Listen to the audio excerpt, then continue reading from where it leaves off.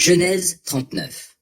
Joseph, arrivé en Égypte, avait donc été acheté aux Ismaélites, qui l'avaient conduit là-bas par Potiphar, haut fonctionnaire du Pharaon, chef de la garde royale. L'Éternel fut avec Joseph, de sorte qu'il réussissait ce qu'il entreprenait. Il demeurait dans la maison de son maître égyptien. Celui-ci remarqua que l'Éternel était avec Joseph et faisait prospérer tout ce qu'il entreprenait. Ainsi Joseph obtint la faveur de son maître qui l'attacha à son service personnel. Il l'établit comme intendant sur sa maison et lui confia la gérance de tous ses biens. À partir de ce moment-là, l'Éternel bénit la maison de l'Égyptien à cause de Joseph. Sa bénédiction reposait sur tout ce qu'il possédait, dans sa maison comme au champ. Alors Potiphar laissa tout ce qui lui appartenait entre les mains de Joseph, ne s'occupant plus de rien, sauf de ses repas.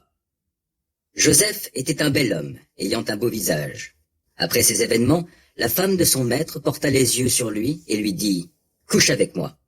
Mais il refusa et dit à la femme de son maître « Mon maître ne me demande compte de rien dans la maison. Il m'a confié tous ses biens.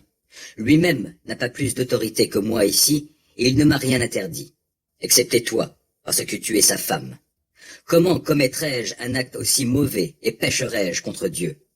Jour après jour, elle revenait à la charge, mais Joseph ne voulait pas l'écouter, refusant de coucher à côté d'elle et d'être avec elle. Un certain jour, Joseph était entré dans la maison pour faire son travail. Aucun domestique ne se trouvait là. Alors, elle agrippa par son vêtement en disant « Couche avec moi ». Mais il lui abandonna son vêtement entre les mains et s'enfuit dehors. Quand elle vit qu'il s'était enfui dehors en lui laissant son vêtement entre les mains, elle se mit à crier pour appeler ses domestiques, puis elle leur dit « Voyez cela, il nous a amenés à un Hébreu pour se jouer de nous. Il est venu vers moi pour coucher avec moi. Mais j'ai crié très fort. Quand il a entendu que je poussais des cris pour appeler à l'aide, il a abandonné son vêtement à côté de moi et s'est enfui dehors. » Elle garda le vêtement de Joseph à côté d'elle jusqu'au retour de son mari à la maison. Alors elle lui raconta la même histoire. « L'esclave hébreu que tu nous as amené, dit-elle, est venu vers moi pour se jouer de moi. Mais quand je me suis mise à crier pour appeler au secours, il a abandonné son vêtement à côté de moi et s'est enfui dehors. » Quand le maître de Joseph entendit le récit de sa femme qui lui disait « Voilà comment ton serviteur s'est comporté envers moi », il se mit dans une grande colère.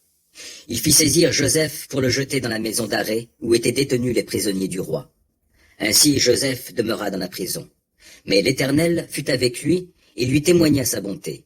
Il lui fit gagner la faveur du commandant de la prison.